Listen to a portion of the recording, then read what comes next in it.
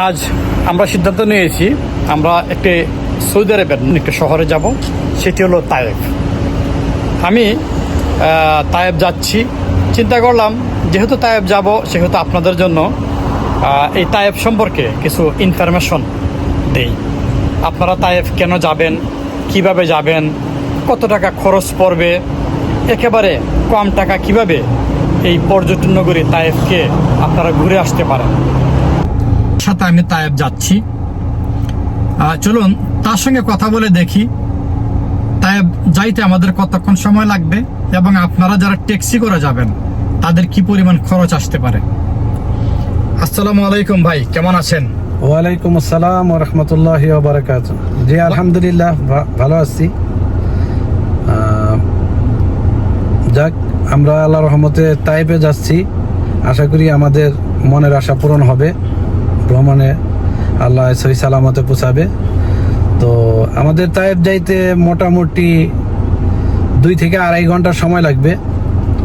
আর যদি অন্যান্য ভাইয়েরা যারা যাওয়ার জন্য ইচ্ছুক, ঘুরতে যাইতে চান, তো ওইখানে যদি ট্যাক্সিতে যান তাহলে হয়তো 500-550 রিয়াল লাগবে প্রাইভেট কার রিজার্ভ করে গেলে। আর এমনি সিঙ্গেল যদি ভাড়া গাড়িতে যান, জেদ্দা থেকে গেলে মোটামুটি 40-50 রিয়াল লাগবে। শুরুতে কিছু ইনফরমেশন জেনে নিই। এই তায়েফ সমুদ্র পৃষ্ঠ থেকে 6332 ফুট উপরে। ওয়াও, কি অ্যাডভেঞ্চার! চিন্তা করা যায় এত উঁচুতে একটি শহর, অসাধারণ। আপনারা তায়েফ যাবেন কিভাবে? যেহেতু এই শহরটি প্রায় 6332 ফুট উপরে, সেখানে বিমান চলাচলের কোনো ব্যবস্থা নেই। সেম কারণে ট্রেনেও যেতে পারবেন না। একমাত্র রাস্তা সেটি হলো গাড়ি করে আপনাকে যেতে হবে। কেন বিমান এবং রেল এর মাধ্যমে যাওয়া সম্ভব নয়, আপনাদেরকে আমি সেই দৃশ্যগুলো দেখাবো। অর্থাৎ এখানকার যে রাস্তা, এই রাস্তাটা দেখলে আপনারা বুঝতে পারবেন যে গাড়ির কোনো বিকল্প এখানে নেই। তো গাড়িতে যদি যেতে হয় কিভাবে যাবেন? আপনি বিশ্বের যে কোনো প্রান্ত থেকে বিমানে অথবা জাহাজে করে সৌদি আরবে আসবেন। আসার পর এই তায়েফ হলো জেদ্দা থেকে 200 কিলোমিটার, মক্কা থেকে 100 কিলোমিটার এবং মদিনা থেকে প্রায় 400 কিলোমিটার দূরে অবস্থিত। এখন বিষয় হলো, এই যে এত দূরত্বের যে রাস্তা, এটা আপনাকে যদি অতিক্রম করতে হয় তাহলে আপনারা যারা পর্যটক হিসেবে আসবেন, উমরা এবং হজে যারা আসবেন তাদের জন্য বলছি, চেষ্টা করবেন আপনাদের নিকটাত্মীয় অথবা বন্ধু বান্ধবদের মাধ্যমে আসার জন্য। তাহলে আপনার কনভেন্সটা বেঁচে গেল। যদি সম্ভব না হয়, যাদের নিকটাত্মীয় নেই, বন্ধু বান্ধব নেই, তারা কি করবেন? আপনাদের জন্য একটি সহজ ব্যবস্থা রয়েছে, সেটি হলো আপনারা যে কোনো একটা ট্যাক্সি ভাড়া নেবেন। এটি জেদ্দা থেকে প্রায় 700 রিয়াল নেবে, যা বাংলাদেশের 20 থেকে 22,000 টাকা। মক্কা থেকে প্রায় 500 রিয়াল নেবে, যা প্রায় 15 থেকে 16,000 টাকা, এবং মদিনা থেকে 1000-এর উপরে নেবে, যা প্রায় 30 থেকে 35,000 টাকা।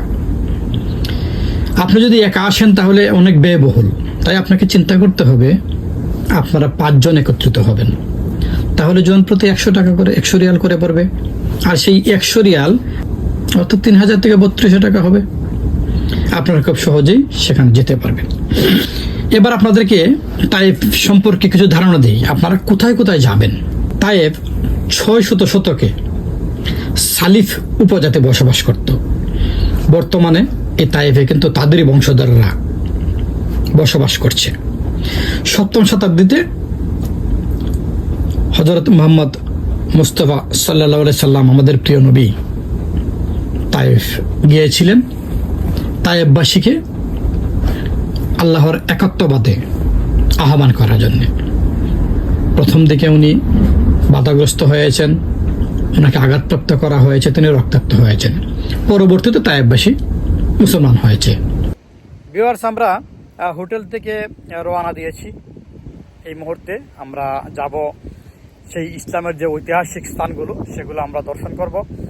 এই তায়েফেই কিন্তু অবস্থিত ওনার দুধমা হালিমার বাড়ি, অর্থাৎ শৈশবে তিনি যার দুধ পান করেছিলেন। আবার এই তায়েফেই অবস্থিত সেই বিখ্যাত বুড়ির বাড়ি, যে বুড়ি আমাদের নবী রাস্তা দিয়ে হেঁটে যাওয়ার সময় কাঁটা দিয়ে রাখতেন।